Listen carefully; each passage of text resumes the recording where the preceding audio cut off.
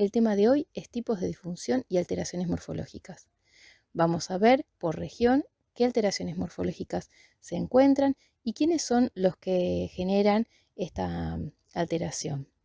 Como bibliografía vamos a consultar el libro de Torres Cueco, vamos a consultar el Tratado de Osteopatía de Ricard, el libro de puntos gatillas y cadenas musculares funcionales, el manual de Sermez, Busquet, Liebenson y algunos artículos científicos.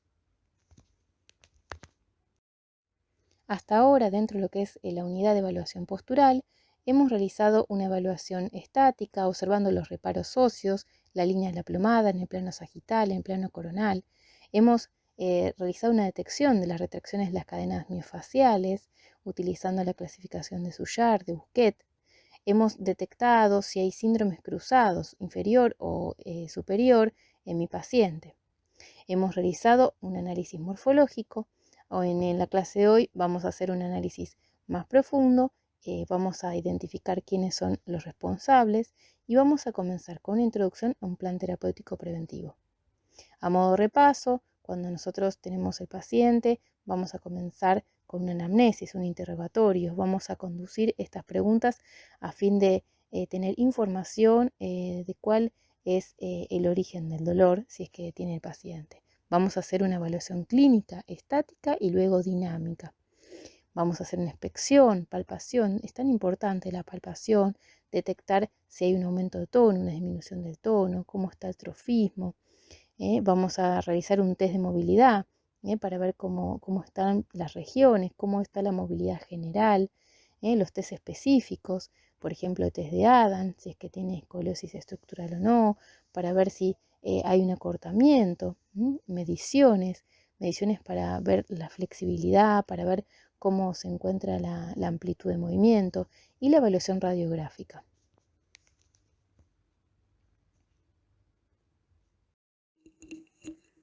Al realizar la evaluación, nosotros encontramos que hay ciertos músculos que tienden al debilitamiento y otros a la retracción, contractura, acortamiento muscular. Esto no es al azar, sino que tiene un fundamento. Handa lo que propone es que todos los grupos musculares, todos los músculos, tienen distintas fibras musculares, fibras rojas y fibras blancas, en distinta proporción. Las fibras rojas son las tipo 1, tienen características específicas como ser que tiene, por ejemplo, una actividad enzimática mitocondrial, que tiene mayormente un metabolismo oxidativo, alto contenido en mioglobina de color rojo, tiene una tendencia al acortamiento, son adecuadas para rendimientos de resistencia y función de sostén.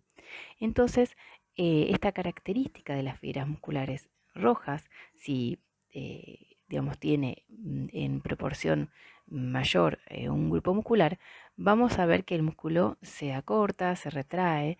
Entonces tenemos que proponer como terapia un estiramiento. Ahora, las fibras musculares fásicas, las fibras blancas, que son las fibras tipo 2, que tienen otra característica como contienen menos mitocondrias, lípidos, glucógeno, tiene gran cantidad de miosina, son de procesos metabólicos anaeróbicos, alto consumo de glucógeno y son útiles para acciones rápidas y breves.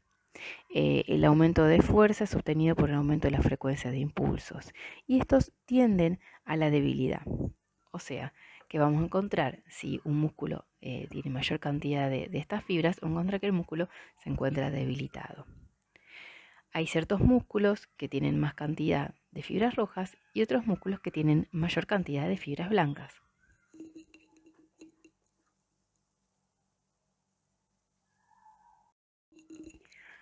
Los músculos que tienen mayor proporción de fibras rojas, Handa los denomina músculos posturales. Y aquellos músculos que tienen mayor proporción de fibras blancas, Handa los denomina como músculos fásicos.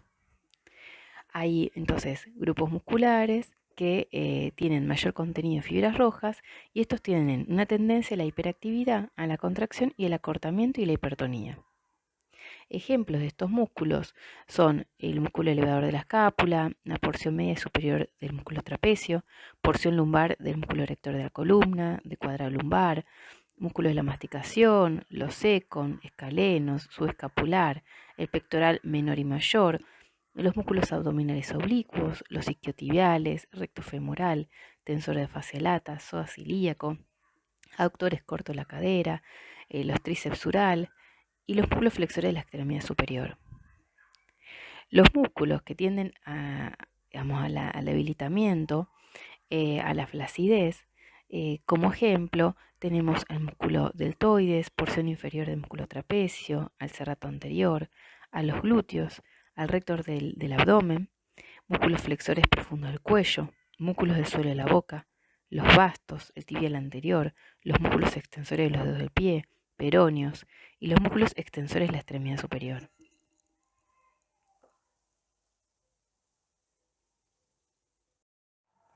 Como dijimos que hay músculos que tienden al acortamiento y otros músculos, que son los antagónicos funcionales, tienden al debilitamiento, la flacidez, se generan ciertos síndromes. Handa habla del síndrome cruzado superior y el síndrome cruzado inferior, que tiene que ver con que la cabeza, los hombros y la cintura escapular y la columna dorsal tienen un patrón característico. A través de estas retracciones, o sea, de estos músculos que responden al acortamiento, como ser el pectoral mayor, menor, la porción descendente del trapecio, el elevador de la escápula, los eco, tienden a llevar la cabeza hacia adelante, ¿sí? Llevan el mentón en protracción, la cabeza, o sea, la cervical alta, que es C0 y C1 y C2, tienden a una hiperextensión para compensar y mantener la mirada horizontal. Hay una rotación y abducción de las escápulas, o sea, los hombros están enrollados con la cavidad glenoidea que miran hacia adelante. El elevador de la escápula y la porción descendente del trapecio elevan el hombro. Entonces se genera este cuadro que se observa en la imagen.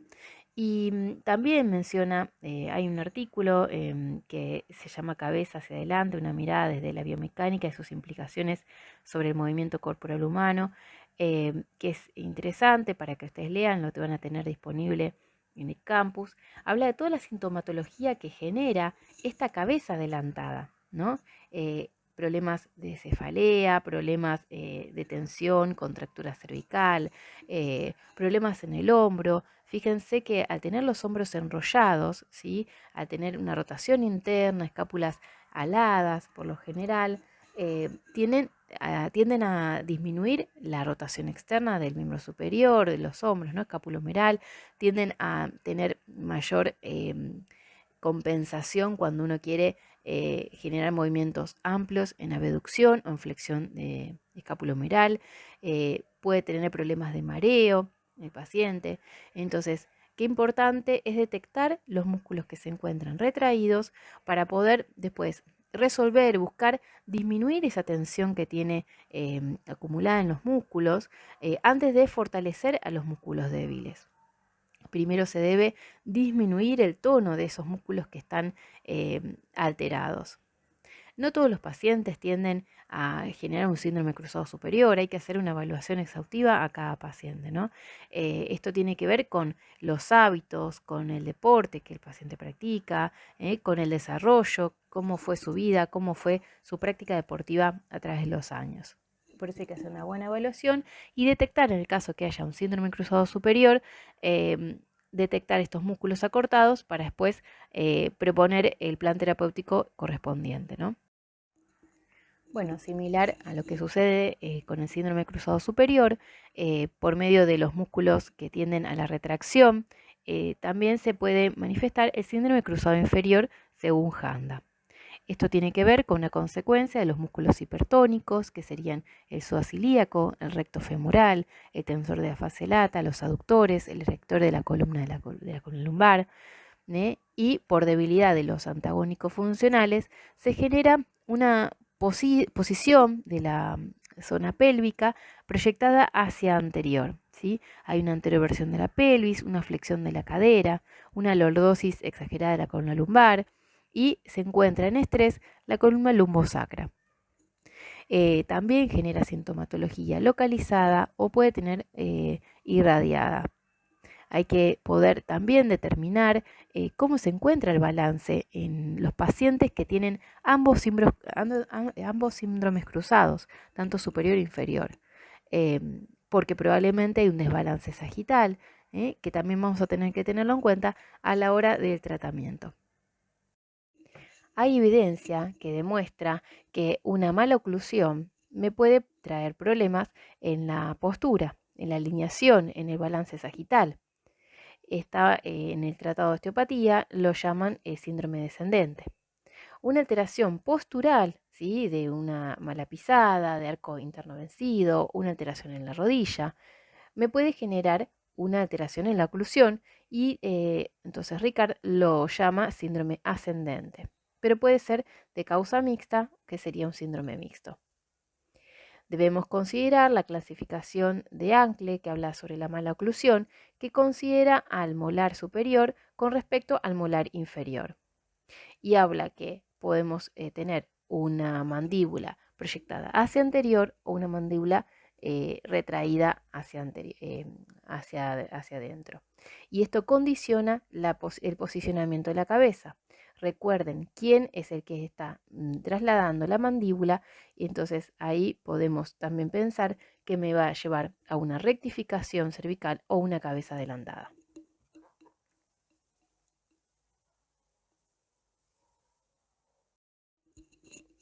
En el artículo Relación de las alteraciones plantares y las malas oclusiones dentarias en niños, que está disponible en el campus para ustedes si quieren ampliar la información, concluye que las alteraciones posturales representan un factor de riesgo para el desarrollo de las alteraciones en el sistema estomatognático, principalmente para la respiración bucal y la disfunción temporomandibular. También concluye que una postura de la cabeza extendida con hiperlordosis cervical protruye la mandíbula, mientras que la flexión de la cabeza con rectificación de la lordosis cervical retruye la mandíbula. Otra de las conclusiones es que no siempre las malas oclusiones vienen acompañadas de problemas posturales, y no siempre cuando existe una huella plantar anormal o postura no correcta existe una mala oclusión. Pero cuando una de estas se presenta y persiste en el tiempo, el portador presentará deformaciones faciales y problemas en la ATM.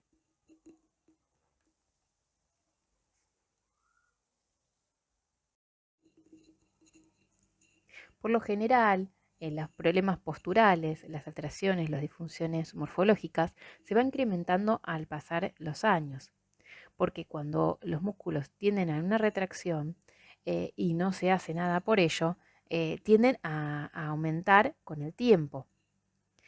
Por eso nosotros como kinesiólogos debemos tener una mirada, digamos, anticipada, como para evitar que esto siga prolongándose en el tiempo, que siga exagerándose. La evolución natural es que aumenten las retracciones si no se hace nada para evitar este aumento, este incremento de las retracciones. Entonces, debemos proponer a nuestros pacientes un plan terapéutico, un plan de prevención para poder disminuir estas retracciones musculares, para poder encontrar una mejor calidad de vida. El balance sagital es fundamental para poder conservar la mirada horizontal y poder tener una disminución en la sintomatología si el paciente lo tiene, ¿no? Lo manifiesta.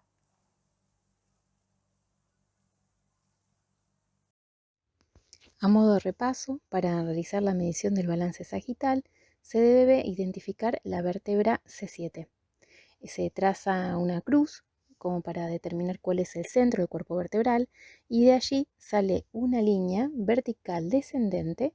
Esta línea debe caer por el ángulo postero superior de la primera vértebra sacra.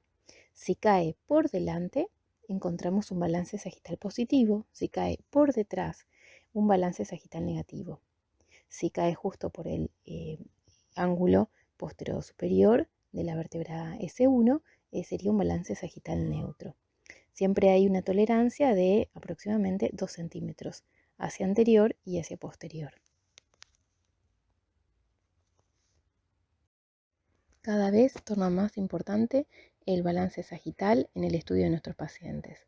Esto es debido a que se ha comprobado que tener un balance sagital neutro condiciona a tener una mejor calidad de vida. Cuando se pierde ese balance, o sea, cuando hay un desbalance vertebral sagital, aparecen dolores en la zona lumbar, en la región dorsal o en la zona cervical. Cuando nosotros medimos el balance, como repasamos anteriormente, estamos considerando la alineación vertebral. Pero hay que también considerar cómo se encuentra la pelvis y cómo está la cabeza y la mirada horizontal. Por ello hay distintos ángulos que tenemos que considerar, como ser el ángulo de la incidencia pélvica o el ángulo sacro.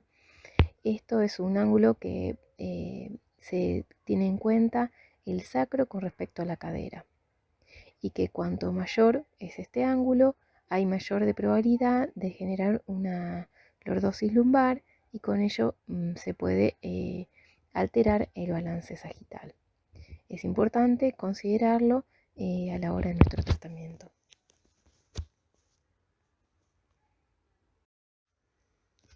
Hay muchas alteraciones en la alineación de la columna vertebral. Nosotros vamos a ver las más frecuentes, que son la rectificación cervical, la hipercifosis dorsal o dorso curvo, la hiperlordosis lumbar y la rectificación lumbar y escoliosis. Las causas de esta alteración de la columna pueden ser causas estructurales o funcionales. Las primeras, las estructurales, puede ser causa de una deformación de la vértebra, una hemivértebra, un problema congénito, o si es funcional, tiene más que ver con una alteración postural, de ejes o de tono muscular. La rectificación cervical se considera cuando la columna cervical pierde su lordosis fisiológica. Podemos observar en la imagen radiográfica, al trazar líneas que pasan por el platillo superior a partir de C3, que están paralelas con el resto de las vértebras cervicales. Tenemos distintas situaciones de rectificación cervical. Podemos tener una cabeza adelantada con antepulsión y una columna cervical rectificada, o podemos tener una flexión anterior de columna cervical, un cuello largo, más bien verticalizado. Los responsables de la rectificación cervical son la fascia cervicotorácica, el esternocleidomastoideo bilateral, y en este caso estaríamos observando una cabeza adelantada, los escalenos bilateral y los músculos prevertebrales.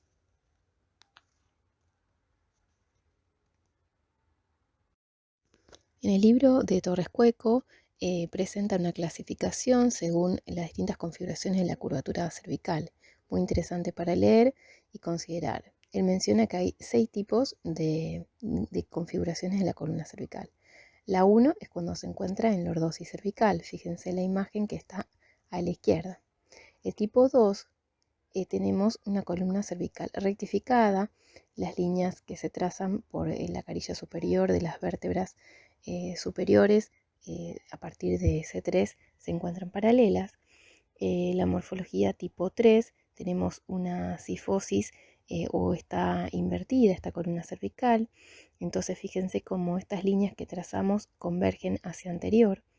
La morfología tipo 4 es cuando se encuentra una inversión inferior, o sea, en las vértebras entre C4 y C5 hay una inversión y por encima se mantiene la lordosis. El tipo 5 es cuando hay una inversión media de las vértebras C4 y C5.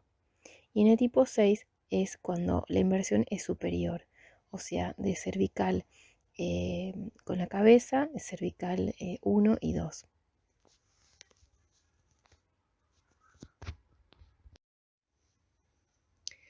La columna dorsal puede estar incrementada, entonces le llamamos hipercifosis dorsal o dorso curvo. Se considera cuando la curva tiene una medición de ángulo Cobb de mayor de 50 grados. Normal es de 20 a 40. Esta hipercifosis dorsal puede ser de causa estructural o funcional. Fíjense cómo en la imagen de la derecha se observa que las vértebras están acuñadas, como hay una alteración en la estructura de las vértebras, y estas inclinan o llevan el cuerpo a un aumento de la cifosis. En la imagen de la izquierda, las vértebras se encuentran indemnes y tenemos un aumento de la columna dorsal por una alteración postural de eje sagital que habría que ver la causa. ¿Quiénes son los responsables de generar una hipercifosis dorsal?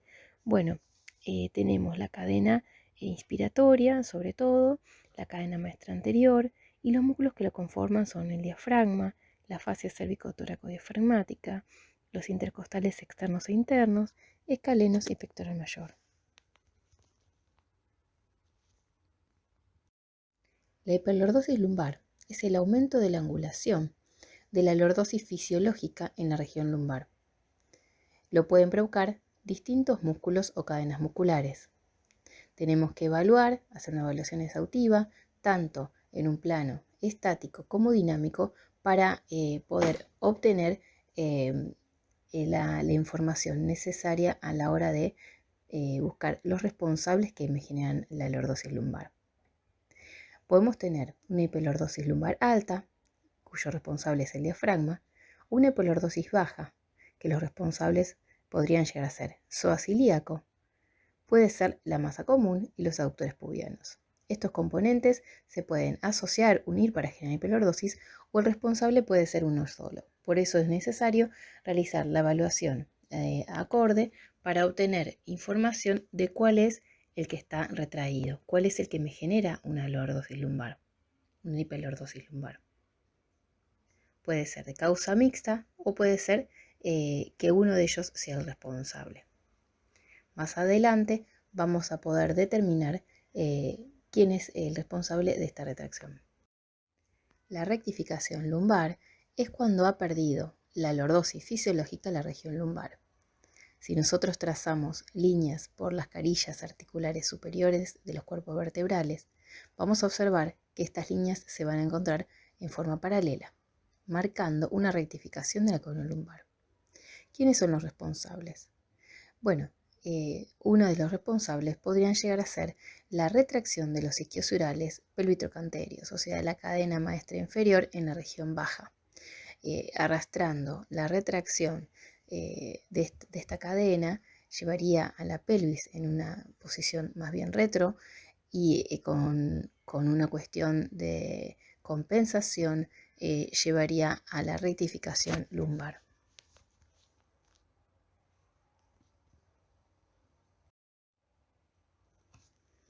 Otra alteración morfológica de la columna vertebral es la escoliosis. No debemos confundir a esta con la actitud escoliótica, que es la desviación lateral de la columna lateral, es reducible en decúbito. Cuando nosotros tenemos un paciente, debemos realizarle en la evaluación clínica el test de Adam para comprobar si hay una rotación vertebral. También tenemos que hacer una observación en la imagen radiográfica. Debemos hacer una medición con el ángulo COB. Cuando nosotros encontramos una escoliosis estructurada verdadera, es que hay una deformidad estructural permanente de la columna vertebral en los tres planos del espacio: frontal, sagital y horizontal. Y para que sea una escoliosis debemos medir, y si es a partir de los 10 grados podemos llamarla escoliosis. Más adelante vamos a tener una clase específica de escoliosis.